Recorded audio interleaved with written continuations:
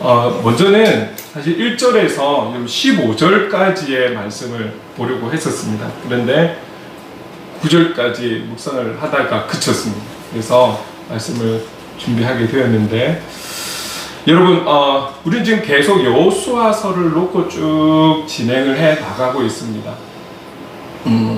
그래서 제가 서두에는 지난주에 설교했던 것을 상당히 요약을 해서 언급을 하면서 이어가고 있는 거죠. 여러분, 6장이 끝나면서 어떤 내용들이 있었습니까? 6장에 보면 전체적으로 몇 주간의 말씀을 같이 나눴지만, 전체적으로 보면 하나님의 명령하에 여리고성을 공격을 합니다.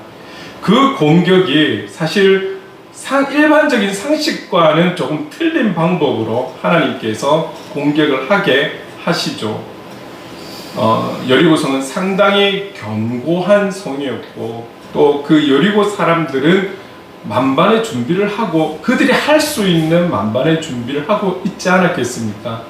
그런데도 불구하고 어떤 무기, 어떤 힘, 능력보다는 하나님께서 6일 동안 한 바퀴씩 질서 있게 대열을 갖추어서 돌게 하시고, 나팔을 불되, 7 제사장의 그 양각 나팔을 통해서 나팔을 불되 사람은 어느 누구도 말을 하지 않게끔 한 바퀴를 돌게 하셨고, 6일 동안은 그리하다가 7일째는 7바퀴를 돌고, 양각 나팔의 소리와 함께 여호수아의 명령이 떨어지면 함께 외치는 이 작업만을 한 것이죠. 여기에는 그들이 생각하는 생각과는 조금 다른 그런 하나님의 인도하심을 놓고 왜 이렇게 해야 되지라는 질문보다는 그저 하나님의 말씀에 순종하며 7일을 어쨌든 잘 보냈어요. 그리고 마지막 외치기 전에 여호수아를 통해서 또 하나님께서 승리를 함에도 불구하고 지켜야 할 것이 있다라는 것을 분명히 언급을 하고, 그리고 함께 외쳤을 때 그 견고한 성이 무너지는 그런 놀라운 역사가 나타나는 것이죠. 성경에는 그냥 성이 무너졌다라고 나오지만, 이 성이 무너졌다라는 것은 결국은 전쟁에서 승리했다라는 전체적인 이 전쟁의 상황을 이야기를 하는 것과 동일하게 볼 수 있습니다. 자, 그렇다면 이 전쟁에서 승리해서 사실은 이들은 큰 기쁨과 만족과 감사가 넘치는, 그래서 주님을, 하나님을 찬양하는 이런 시간만이 있어야 할 터인데, 7장에 들어서 1절, 이 1절 한 절이 7장 전체의 분위기를 지금 나타내고 있다는 거죠. 이 1절 한 절이 지금 7장 전체 사건의 핵심을 말씀하고 던지면서 7장의 내용이 시작이 되는 거예요. 그 1절 말씀을 같이 한번 읽어볼게요. 시작. 이스라엘 자손들이 온전히 바친 물건으로 말미암아 범죄하였으니, 이는 유다 지파 세라의 증손 삽디의 손자 갈미의 아들 아간이 온전히 바친 물건을 가졌습니다. 여호와께서 이스라엘 자손들에게 진노하심이라. 지금 이제 한껏 승리의 기쁨에 막 흠뻑 젖어 있어야 되는데, 지금 하나님께서 한 사람의 문제로 인해서 진노하셨다라고 딱 먼저 7장에 서두를 열어놓고 2절부터 내용이 시작이 되고 있거든요.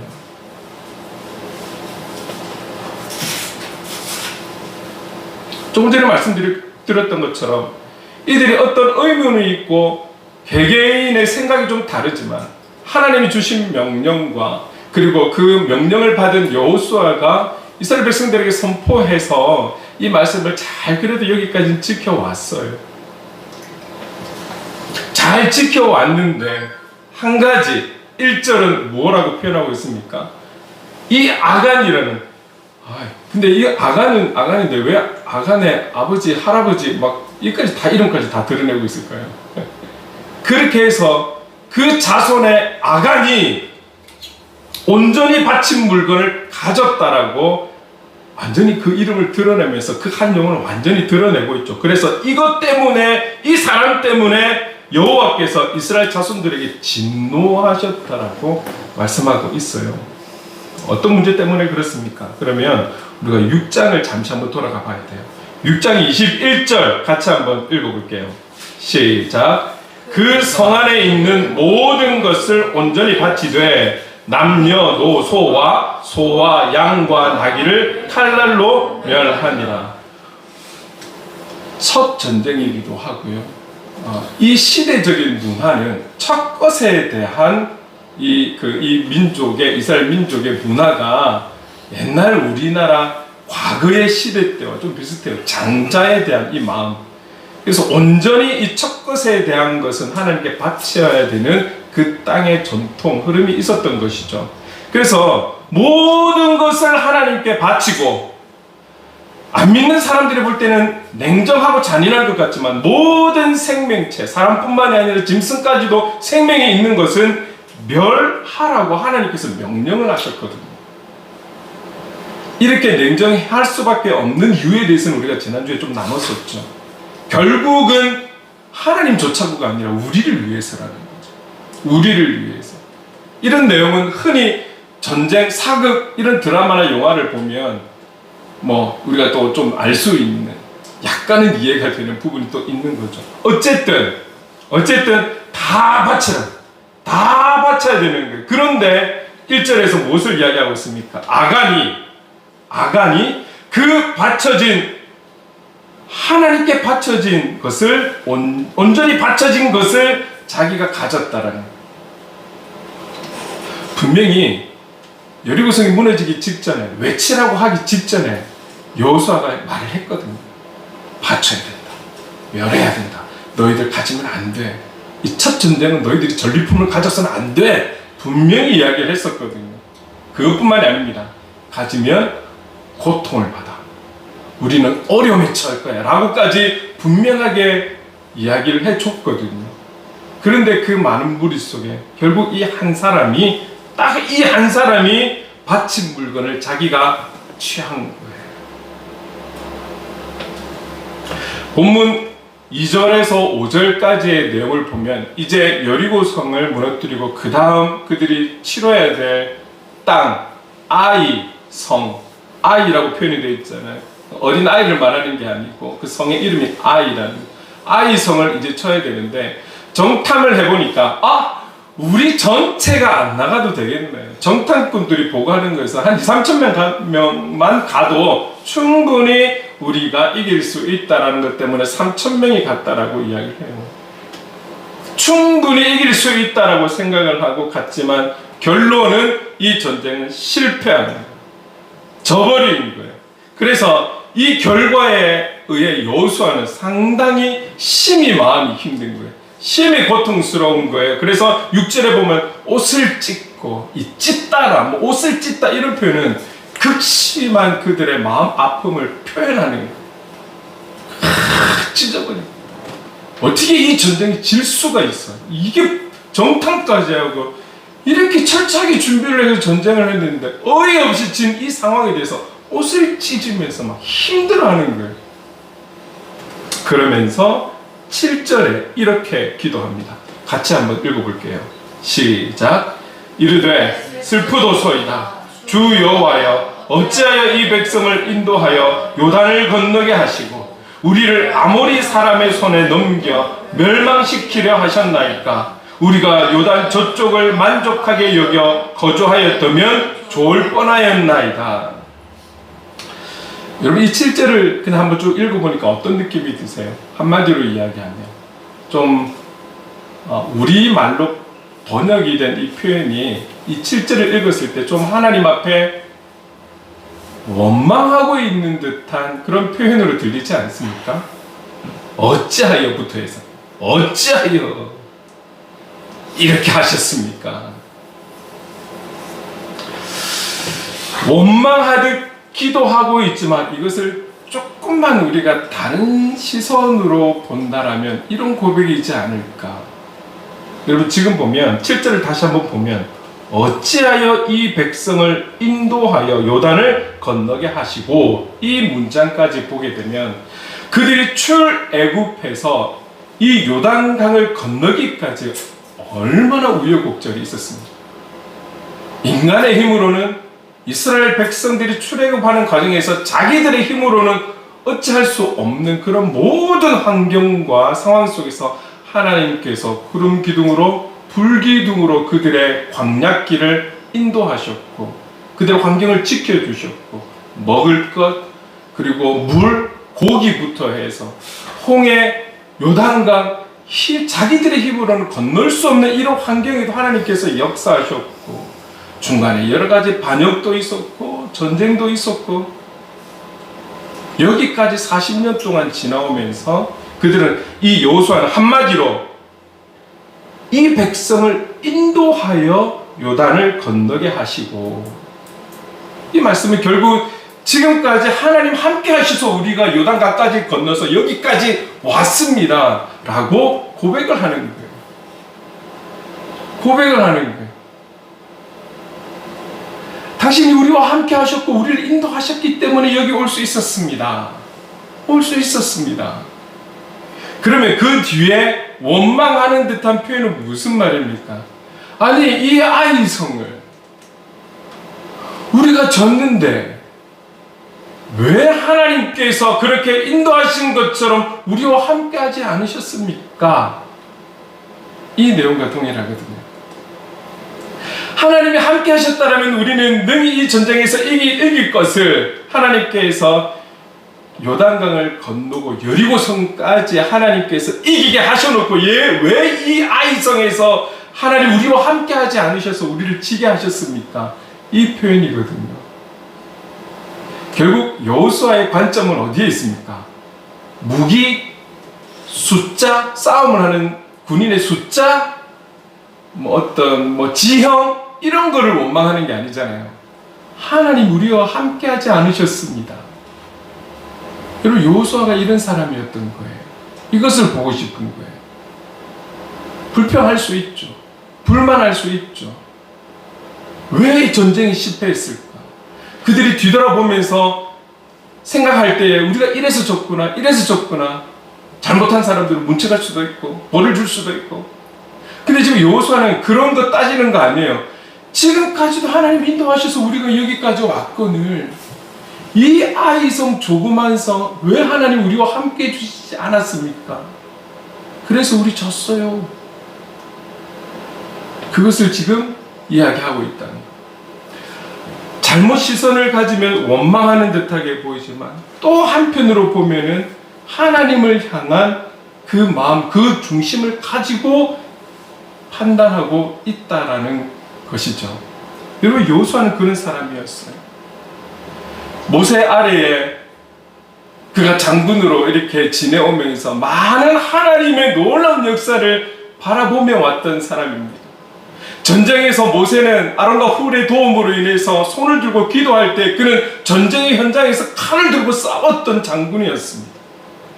그들이 회막을 세우는 그들이 거한 장소마다 회막을 세워놓고 있을 때 다른 사람들은 예배를 드리고 기도를 하고 떠나가더라도 여호수아는 그 회막 문 앞에서 끝까지 지켰던 사람이 여호수아였습니다. 여호수아는 하나님께서 이대 지도자로 영적 지도자로 세우려고 할 때 그는 두려움에 있었습니다. 내가 이 일을 감당할 수 있을까? 모세처럼 감당할 수 있을까? 그러나 하나님께서는 신이 찾으셔서 강하고 담대하고 내가 모세를 통해 준 그 율법을 너희들이 치우치지 않게 지킨다라면 내가 너와 어디를 가든지 무엇을 하든지 함께 하겠다. 그것을 충분히 경험하며 자기가 지도자가 되어서 여러분 요단강을 건너 여리고성을 승리하는 그 순간까지도 하나님의 도우심과 인도하심 속에서 자기들이 승리했다라는 것을 여호수아는 잘 알고 있는 그런 믿음의 사람이었습니다. 경험해보지도 않고 보지도 않은 전쟁에 대해서 하나님의 말씀에 순종하여 선포했던 사람이 믿음에 선포했던 사람이 여호수아였습니다. 그런데 아이성 하나 졌다라고 하나님에 대한 그 모든 지금까지의 역사하심을 그냥 잊어버리고 하나님을 원망하고 불평하고 이게 뭡니까? 라고 그런 여호수아가 아니라는 거죠. 하나님이 함께 하셔서 여기까지 왔는데 하나님 왜 우리와 함께 하지 않으셔서 이 전쟁에 우리가 실패한 것입니까?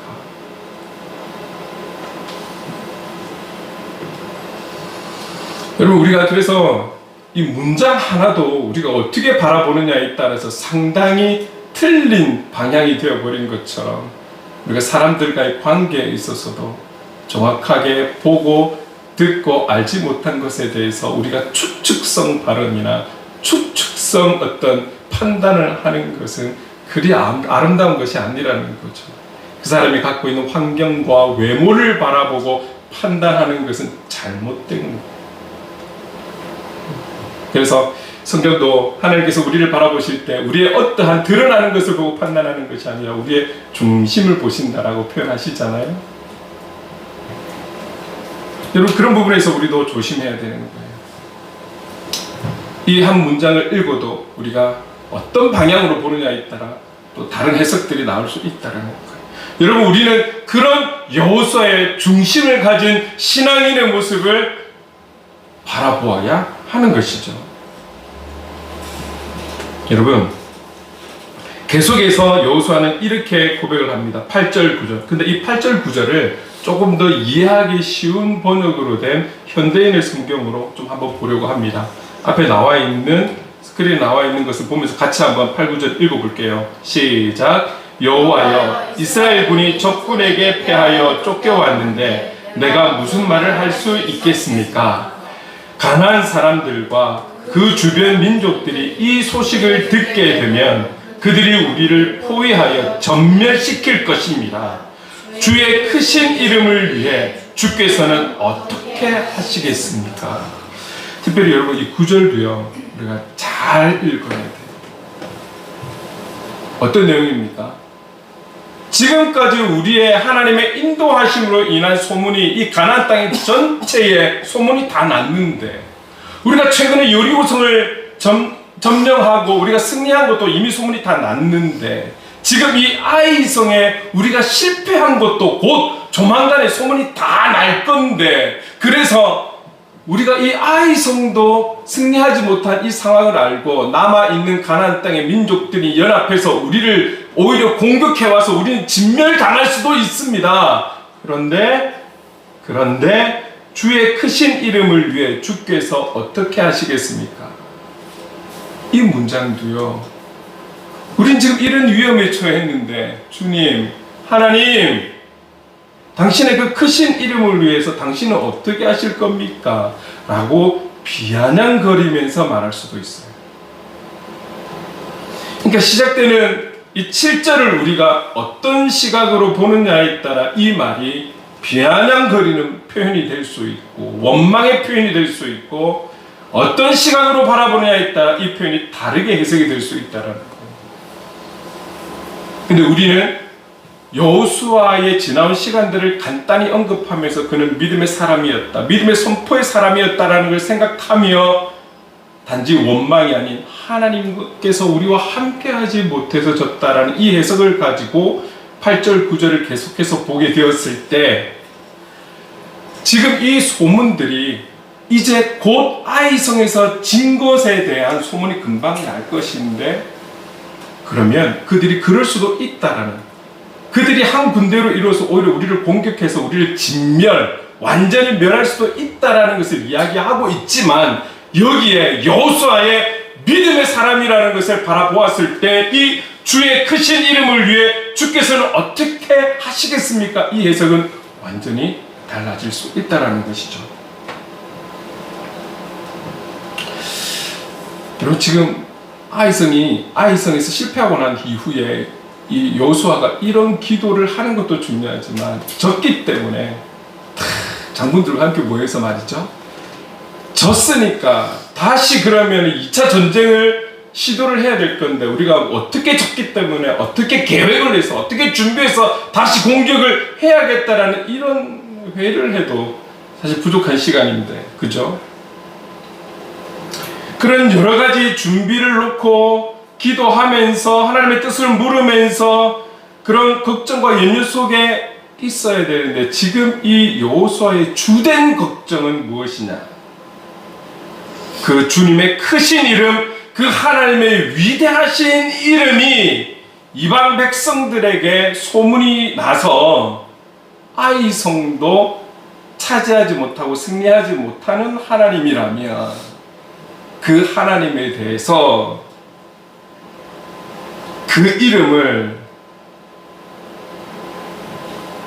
손상시킬 수 있다라는 여호수아의 마음.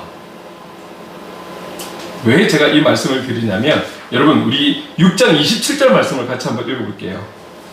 6장 27절 같이 읽어봅시다. 시작. 여호와께서 여호수아와 함께 하시니 여호수아의 소문이 그 온 땅에 퍼지니라. 여리고성을 차지하였는데 이 차지했다라는, 승리했다라는 소문이 다 났어요. 그런데 이 보세요. 여호수아의 소문이 온 땅에 퍼졌어요. 여호수아의 이름이 온 땅에 퍼졌어요. 그런데 왜 여호수아의 이름이 퍼졌냐면, 그 앞에 서두에 여호와께서 여호수아와 함께 하시니 그 여호수아의 이름이 소문이 났어요. 여호수아의 이름이 소문난 이유는 한 가지예요. 그가 좋은 전략과 좋은 군사와 무기와 이런 게 아니에요. 여호와께서 함께 하시니 여호수아의 이름이 소문이 난 거예요.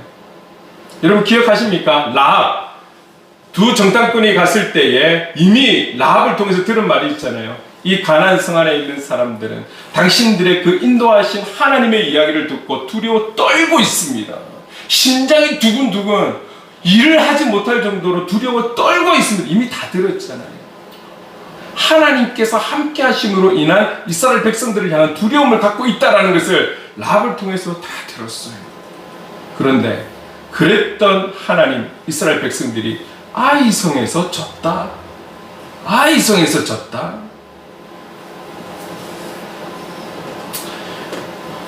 여러분 기억하십시오. 여호수아의 소문은 여호수아가 잘나서가 아니에요. 여호수아와 함께 하신 하나님 때문에 소문이 났어요. 오늘 저와 여러분이 그리스도인으로 살아가면서 이 어려운 세대에도 여러분들이 하는 일이 잘 되고 하는 관계가 잘 되고, 뭐 때로는 어떤 분들은 대박이 날 수도 있겠죠. 하나님의 인도하심이 있겠죠. 그래서 우리가 주목을 받고, 내가 주목을 받고, 내가 시선을 받고, 내 이름이 올라가고 좀 사람들에게 알려지고 그렇게 되어야 합니다. 예수 믿는 자들 중에서도 잘 되는 자들이 있어야죠. 모범된 자들이 있어야죠. 중요한 것은 그때마다 저와 여러분의 자세가 하나님의 은혜입니다.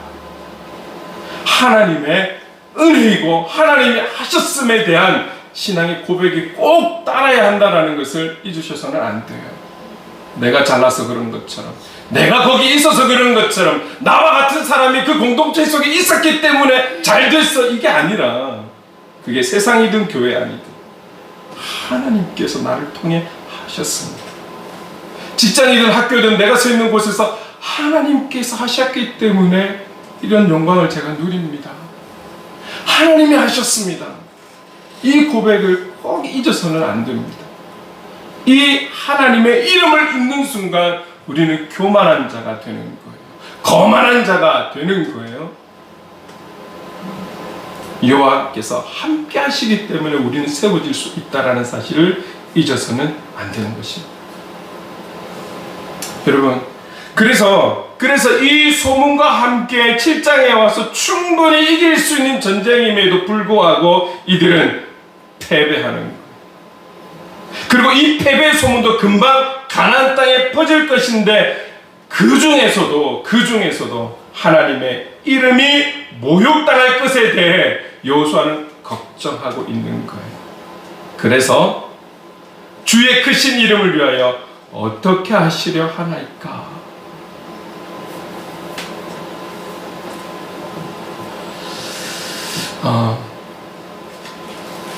하나님의 그 이름이 모욕받고 손상당할 것에 대해서 걱정하는 여호수아의 중심, 그 믿음, 하나님 중심의 그 마음. 여러분, 우리가 최근에 넷플릭스에서 다큐멘터리로 방영된 나는 신이다라는 프로가, 이거는 뭐 이게 나오고부터 일반 뉴스에서도 그 나는 신이다라는 프로에 대해서 언급하고 막 이랬었죠. 나는 신이다에 나오는 얘기는 우리 일반적인 교회와 성도의 삶을 이야기하는 것이 아니라 사실은 이단에 대해서 이야기하는 거예요. 역대 이단들 중에 가장 거기서 거기지만 대표되는 이단의 어떤 몇 가지를 가지고 다 방송을 한 거죠. 그런데 여러분, 믿지 않는 사람들, 우리는 그게 이단이라는 걸 알아요. 믿지 않는 사람들은 이단인지 3단인지 몰라요. 같은 교회라고 생각하고 성도라고 그리스도인이라고 생각하지, 모르는 사람들, 관심 없는 사람들은 교회로 생각하지 이단이고 뭐 이런 거 몰라요. 그런 방송들이 나고 이슈가 되어서 사람들이 이슈 때문에 한번 보게 되고, 보다 보니까 자극적인데 충격인데 이게 분노를 일으키게 하는 그런 내용들을 보면서 교회가 저래? 그리스도인들이 저래? 그렇게 표현할 수 있는 거죠. 그런 경우도 있습니다.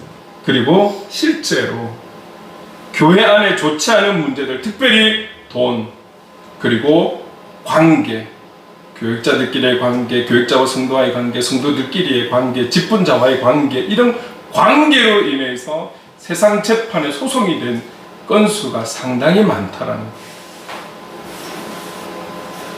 최근에도 언론에 또 좋지 않은 내용들이 나온 것도 있습니다.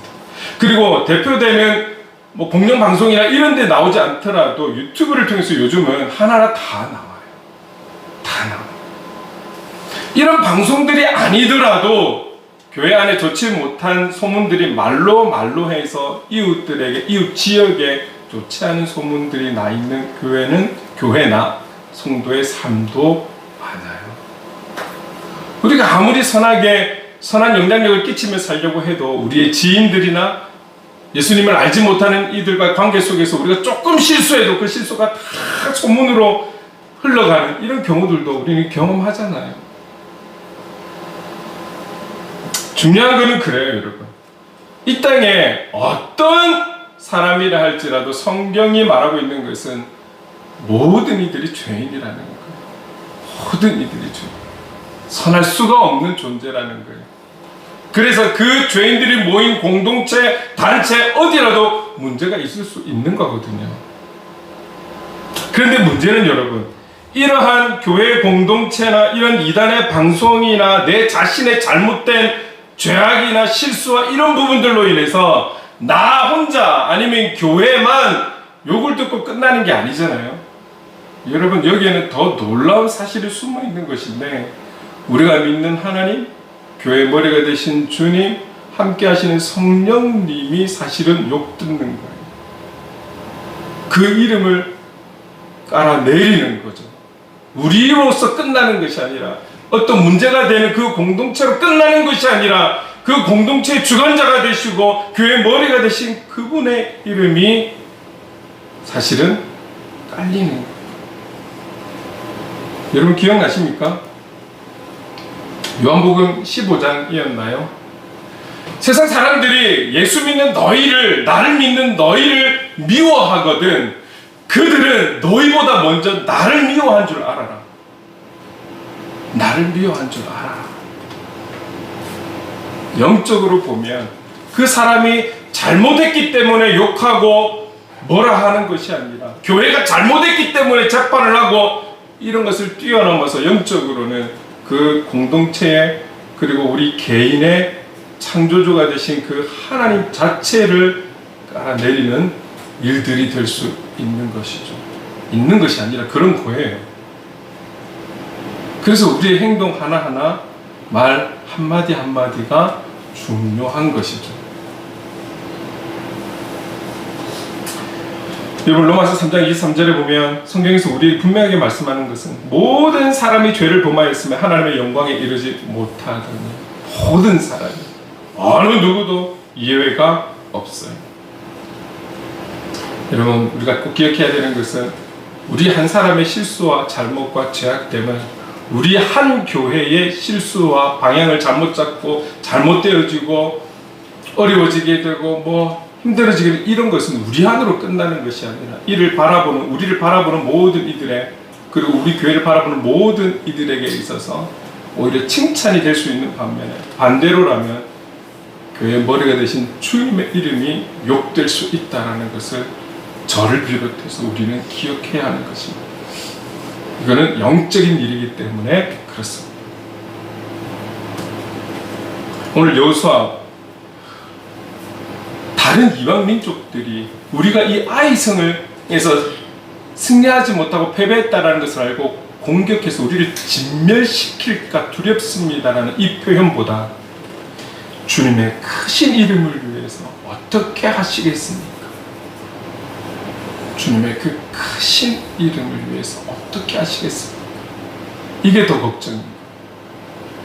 여호수아에게는 이게 더 큰 문제였습니다. 저와 여러분에게 여호수아가 가지고 있는 이런 신앙이 있기를, 이런 중심이 있기를 간절히 원합니다. 여러분, 그리스도인의 삶은 어떻습니까? 내가 먼저가 아니라 하나님이잖아요. 여러분, 내가 먼저입니까? 내가 우선입니까? 아니, 삼위일체 되신 하나님이 우선이잖아요. 하나님이 사랑하시는 하나님의 사람들이 나보다 먼저 되어야 하지 않겠습니까? 그게 바로 그리스도인의 사랑 아니겠습니까?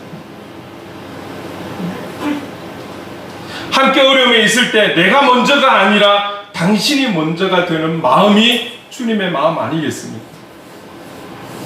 주님이 주님 때문에 이 땅에 오셔서 십자가 지신 거 아니잖아요. 우리 때문에 오셨고, 우리 때문에 십자가를 지셨고, 우리 때문에 죽어주신 분, 이게 십자가의 사랑 아니겠습니까? 이 십자가의 사랑을 본받는 우리가 이 땅에 살아가는 것이 내가 괜찮으면 괜찮고, 내가 배부르면 되고, 내가 어려운 시대 속에 문제 없으면, 내 가족에 문제가 없으면, 내 공동체가 문제 없고, 우리 교회만 잘 되면 다 그게 하나님의 뜻이고 끝입니까? 그게 아니라는 거예요. 십자가의 사랑은 나보다 남을 더 낫게 여기는 거예요. 다른 지체를 또 소중히 여기는 거예요. 우리만이 아니라 우리 모든 교회 공동체가 건강하게 세워질 수 있도록. 그래서 우리 중보하는 거잖아요. 그래서 우리 기도하는 거잖아요. 이런 마음을 가진 자가 그리스도인의 마음이고 하나님 중심의 마음을 가진 자의 기도 제목이 되어야 하지 않겠습니까? 나로 인해 마음 아파하시는 우리 주님을 더 걱정하고 내가 아닌 주님이 머리 되시는 교회와 성도들을 우선시하는 마음, 이 마음이 바로 주님의 마음을 본받는 자의 삶의 모습이 되는 줄로 믿습니다. 여러분, 제가 왜 광고 시간에 여러분 교회를 위해서 기도해 주십시오, 안전을 위해서 기도해 주십시오, 정말 죄송한 얘기지만 여러분 해야 될 것 같아요.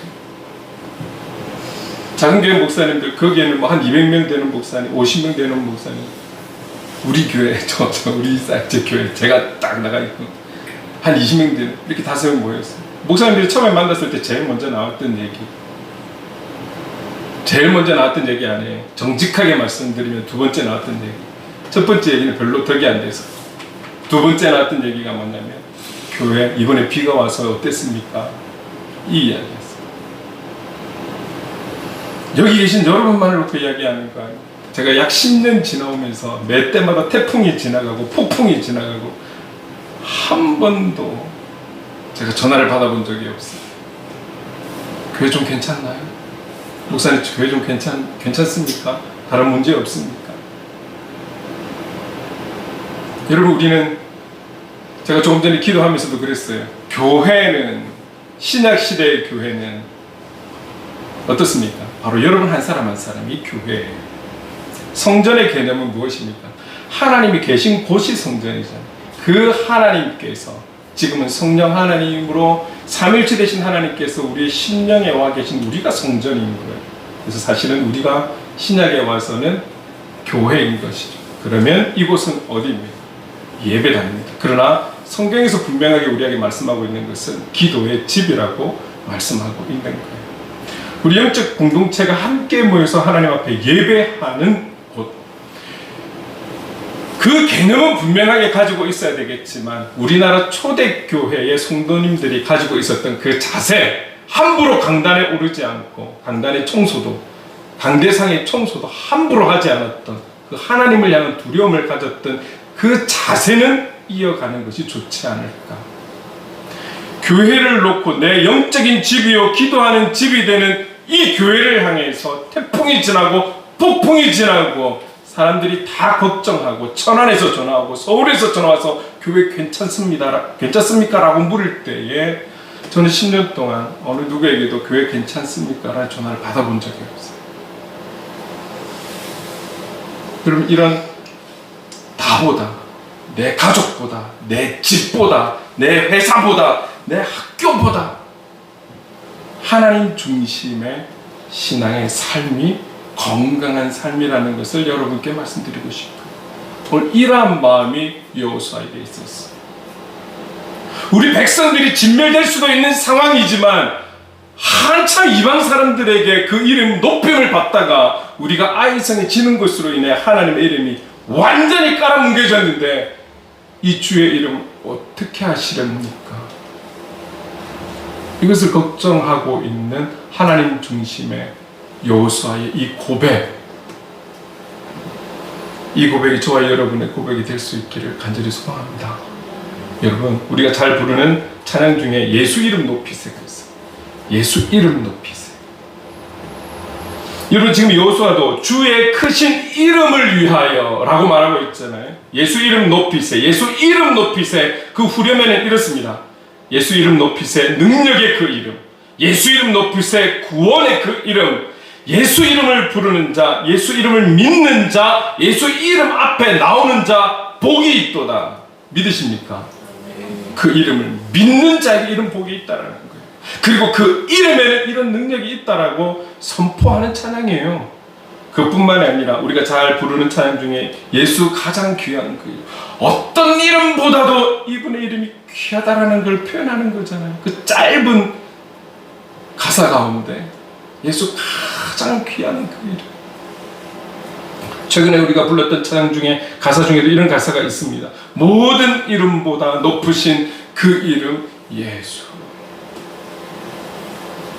찬양이기 때문에 이 고백은 성경의 고백이 아니라 이 곡을 만든 작사가의 고백이 될 수도 있겠죠. 자, 그렇다면 우리가 성경을 잠깐 몇 군데를 찾아볼게요. 같이 한번 읽어볼게요. 요한복음 1장 12절 말씀 같이 한번 읽어봅시다. 시작. 영접하는 자, 곧 그 이름을 믿는 자들에게는 하나님의 자녀가 되는 권세를 주셨으니. 여러분, 우리가 하나님을 경험하고 체험하고 신비적인 것을 경험하고 그런 거 아니에요. 예수 그리스도 그 이름을 믿는 자, 하나님의 자녀가 되는 권세를 주시는 거예요. 요한복음 20장 31절 함께 읽겠습니다. 시작. 오직 이것을 기록함은 너희로 예수께서 하나님의 아들 그리스도이심을 믿게 하려 하며 또 너희로 믿고 그 이름을 힘입어 생명을 얻게 하려 함이니라. 그 이름을 힘입는다라는 것은 무엇입니까? 그 이름에 도움을 받는다라는 뜻이잖아요. 그 도움을 받아서 생명을 얻게 하려 함이라. 그 이름에 그 능력이 있는 거예요. 다른 데 있는 거 아니에요, 여러분. 그 이름을 믿으면 되는 거예요. 사도행전 4장 12절 함께 읽겠습니다. 시작. 다른 이로서는 구원을 받을 수 없나니 천하 사람 중에 구원을 받을 만한 다른 이름을 우리에게 주신 일이 없음이라 하였더라. 아멘이십니까? 우리에게 구원을 위해 주어진 이름은 예수 그리스도 이 이름밖에 없는 거예요. 예수 그리스도. 다른 이름을 주신 일이 없대요. 오직 예수 그리스도.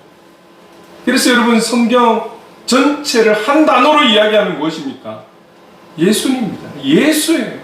구약 오실 예수님, 신약 오신 예수님, 요한계시록 재림하실 예수님에 대한 이야기인 거죠. 한 문장으로 이야기하면 그거예요. 예수예요. 예수.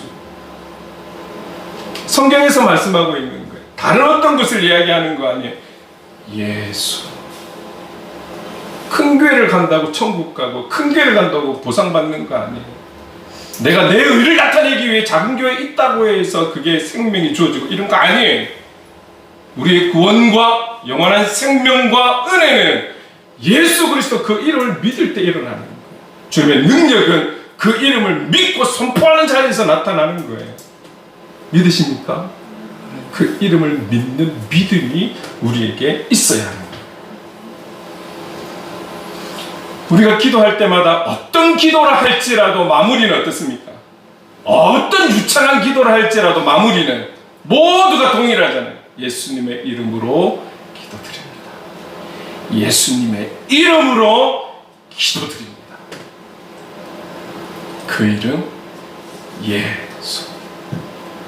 지금 여호수아는 주의 크신 이름을 위하여 어떻게 하시라 할까? 자기들이 패배한 것으로 인해서 그의 위대한 이름이 모멸당할까봐 걱정하고 염려하는 여호수아의 중심. 여러분, 로마서 14장 8절에 이런 말씀이 있습니다. 제가 읽어볼게요. 우리가 살아도 주를 위해 살고 죽어도 주를 위해 죽나니 그러므로 살아 죽으나 우리가 주의 것이로다. 우리가 살아도 그 이름 위해 살고 죽어도 그 이름 위해 죽을 수 있는, 그러므로 살아 죽으나 우리가 주의 것이로다. 우리가 누릴 수 있는, 이 땅에서 누릴 수 있는 가장 큰 복, 주의 것으로 살아가는 것입니다. 주의 것으로 살아간다는 것은 무엇입니까? 그 주님과 동행하며 살아가는 것입니다. 이 복을 누리며 이 신앙의 고백과 함께 승리하며 살아가는 저와 여러분의 삶이 될 수 있기를 예수님의 이름으로 축원합니다. 아멘.